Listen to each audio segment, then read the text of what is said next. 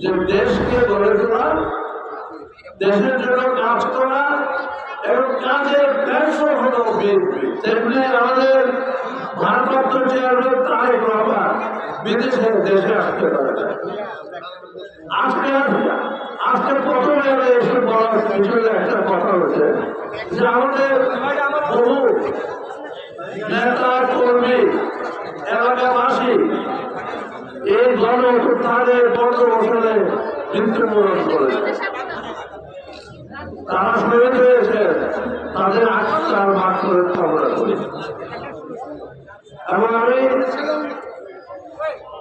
এতটুকু বলতে চাই যে আমি আপনাদের প্রতি কৃতজ্ঞ। আমি আপনারা আমাকে যেমন ভালোবাসেন, আমি আপনাদের ভালোবাসি। আমি চিন্তা করি না যে কোনদিন আমি যদি কিছু হয় বাংলাদেশে না আমার হয়, সব আল্লাহর কাছে। আমি আমার মেয়েরা বলে যে চলে আসো বিদেশে, আমি বলে যে চলে আসো, বলে কি কথা তোমরা বলে যে ট্রেনে করে পাঠিয়ে দেব, আমার দরকার নাই, আমি দেশে বলবো আমার গ্রামের বাড়ি। আজকে আমাদের সময় এসেছে, এই যে একটা সুযোগ, অপূর্ব সুযোগ, স্বাধীনতা হয়েছে, এই 17 বছর যে অত্যাচারী সরকার ছিল, যার জন্য আমরা কথা বলতে পারি না। বিএনপি বললে চাকরি পায় না, বিএনপি বললে কোনো কাজ পায় না। সেই সরকার আমরা চাইনি এবং আমরা চাইনি, তারা চলে গেছে। তাহলে এখন আমাদের কি করবে?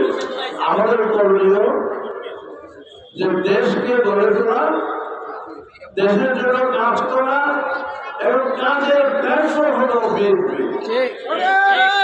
বিএনপিকে আমাদের শক্তিশালী করতে হবে এবং বিএনপির মাধ্যমে আমাদের আশা আকাঙ্ক্ষা পূরণ করতে হবে। আমাদের কি আশা আকাঙ্ক্ষা? আমরা ভালো থাকতে চাই, আমরা একে অপরকে ভালোভাবে চিনি, ভালোবাসি, শ্রদ্ধা করি, সম্মান করি। এটি কোনো হিংসা নাই, কারোর সাথে বাড়াবাড়ি নাই, কিচ্ছু না, আমরা সব এক। এবং যে ছাত্ররা সংগ্রাম করেছে, যে ছাত্ররা গণ অভ্যুত্থান করেছে, তার সঙ্গে গিয়ে জয়েন করেছিল আমাদের জনগণ। সকলে মা বাপ ভাই বোন সব এক হয়ে গেছিল 1971 সালে। আর এই জন্য আরেকটা স্বাধীনতা, কি স্বাধীনতার কথা বলা স্বাধীনতা? আর কোন দেশের স্বাধীনতা গ্রহণ করিনি। আমরা চাই এই দেশ দুর্নীতি মুক্ত দেশ হবে, এই দেশে কোনো দুর্নীতি থাকবে না, কমিটি দিয়ে বাণিজ্য করবো না, পয়সা খেয়ে দল করবো না, রাজনীতি বাইরে জনগণের জন্য, জনগণের জন্য যদি রাজনীতি করতে পারি তাহলে আমরা এগিয়ে যাবো।